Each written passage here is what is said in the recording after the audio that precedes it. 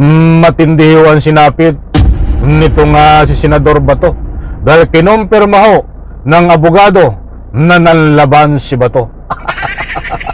Nako ho. Alright, welcome back to my YouTube channel. I'm Andy's Vlog. Mga kaibigan, nako, ay matindi ho ito at napakainit pa na buhat naman dito nanggaling ang balita na ito dito sa abogado na tropa ni Bato. Ito pa lang si Bato buhat doon sa kanyang pinagtataguan ay biglang lumaban, mga kaibigan, at patuloy na lumalaban. I-like muna natin ang video na ito kung nagustuhan nyo po.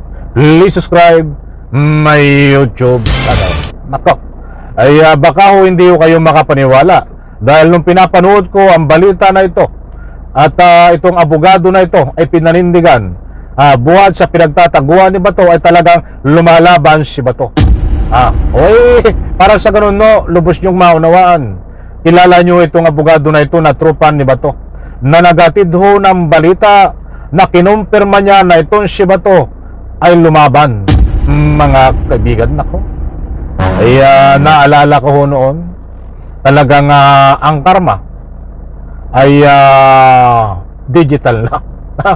Naalala ko kung bakit si Bato ay nagtatago ngayon at lumaban.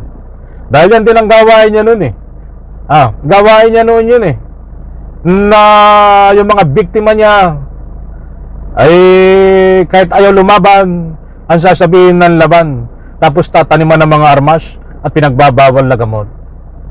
Ba't itong panlaban ni Bato? Ay totoo ba ito lumaban o tinaniman? Kasi maraming uri ho kung bakit lumalaban ang tao. Mayroong pinalalabas na nanlaban o lumalaban. Ba't itong kay Bato, mga kaibigan, na kinumpirma nitong abogado na ito? Papakilala ko sa inyo ang abogado na ito, mga kaibigan. Siya mismo, pinaglalaban niya si Bato na talagang lumaban. Pinagkanulo mo si Bato. Kung yun ay talagang nanlaban, ano ang nangyari? Diba? Kakampi ho ito ni Bato, itong abogado na to. Ba't siya ho ang nagsiwalat na si Bato ay lumaban? Ay matindi ho, diba? At ito ang sinapit ni Bato buhat sa kanyang pinagtataguan. Shout out, mga kaibigan, kapag mayroon po kayong pagkakataon, samahan nyo po akong panoorin.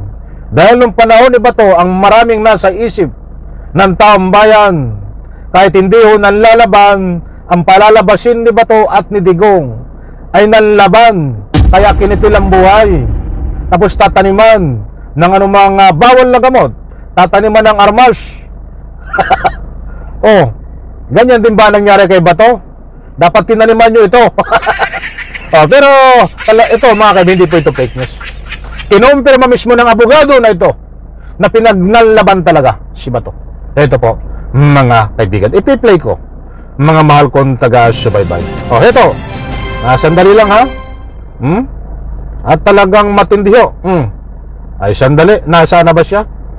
Ito, mga kaibigan. Sandali lang at ating ipi-play. Si Bato ay hindi po nagtatago. Si Bato ay ipinaglalaban ang kasarilan ng Pilipinas at ayaw niyang lumuko sa dayuhan. Hindi po pagtatago yun. In fact, pagtatago yun. Iba ang pagtatago sa pagtatago yun. Iyan po si Attorney Bundok. Ang lakas ng tama nitong abogado na ito. Sa bagay, bago ko pala naging abogado. Baka ito'y nakatsamba lang, kaya naging abogado. Yan po si Attorney Bundok na mayroon po siyang video na kumakalat na itong si Bato ay hindi ho nagtatago. Bagkus siya daw po ay nanlalaban sa gobyerno o lumalaban sa gobyerno upang ipagtanggol ang kasarinlan. Itong lakas ng tama, diba? Hindi ho lahat ng isda ay nasa dagat. At hindi lahat po ng abogado ay abogado. Mayroon pong abogado, mga kaibigan. Alam ko, nakuha nyo ang gusto kong ipunto. Nakatsamba lang ho ito, kaya naging abogado. Uulitin ko, maliwanag ho si Bato ay hindi nagtatago. At maliwanag na si Bato ay nanlaban mga kaibigan, at patuloy na lumalaban. Ayaw maawat ito. O, maliwanag ko ito, pakinggan po. Si Bato, O, si Bato ay hindi po nagtatago. Si Bato ay ipinaglalaban ang kasarinlan ng Pilipinas at ayaw niyang lumuko sa dayuhan. Hindi po pagtataguyod. In fact, pagtataguyod. Iba ang pagtatago sa pagtataguyod. talagang ano po ang masasabi nyo, mga mahal kong taga-subaybay? Pasensya na po dito sa aking background, medyo mainit, medyo against the light. Kaya meron sa mukha kong medyo puti, against the light. Hindi po tayo nagpapakalat ng anumang fake news dito. Maliwanag po ang sinabi nitong si Atty. Bundok na nasubrahan ng talino. Si Bato ay lumaban at nanlalaban, hindi po nagtatago. Ano bang pinaglalaban ni Bato? Pinaglalaban daw po ang kasarinlan. Nako. Yun daw po isang pagtataguyod. Kaya si Bato ay nasa ilalim ng imbornal. Mahigit kumulang na ito, mahigit 2 buwan na nagtatago si Bato. So, mahigit 2 buwan na rin po itong patuloy na nanlalaban.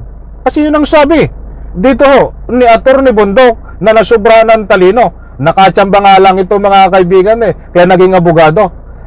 Bakit ganyan ang mga abogado ng mga DDS?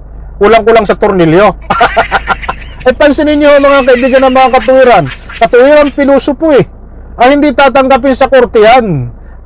Hindi naman tayo abogado, mga kaibigan. Yung usapang totoo lamang. Yan ba namang katuwiran ni Bundok?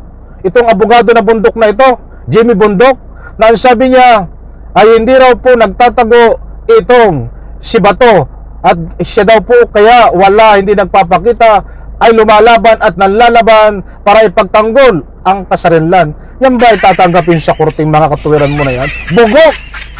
Anak ng katakot-takot, niloloko mo ang sarili mo, at alam ko matagal mo rin naluloko ang mga tagasunod mo. Pansinin nyo, tama ba man ang katuwiran yan? Hindi nagtatago si Bato. Si Bato ay lumalaban at nagtataguyod ng kasarinlan. Anak ng katakot-takot, lakas ng sapak mo sa ulo. Dahil mo pa ang lasing na itong abogado na ito.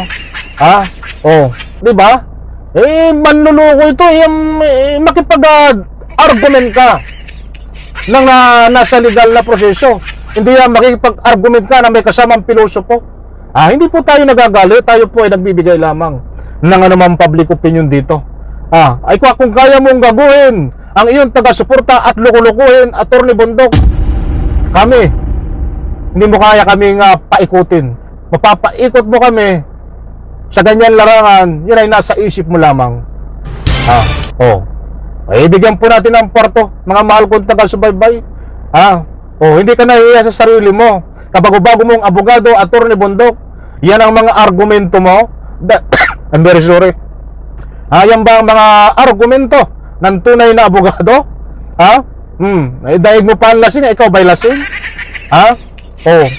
Ulitin ko, hindi raw nagtatago si Bato, bagkos siya daw po ay lumalaban para ipagtanggol ang kasarinlan at pagtaguyod. Anak ng takot-takot-takot, wala na ho sa katinuhan to, mga kaibigan. Maliwanag po dito, mga kaibigan, Bato de la Rosa ng laban, ayon po sa abogado na yan. Hindi po lahat ng uri ng lumaban ng laban ay nanlaban po abang hinuhuli. Hindi po ganon. Pinaliwanag ko na po ang style ng panlaban ni Bato. Alam ko nakuha nyo. Ang gusto kong ipunto hanggang ngayon po, si Bato ay nagtatago po sa loob ng imbornal dahil natakot po sa ICC. Sa like ko sa video na ito, babae, palapak.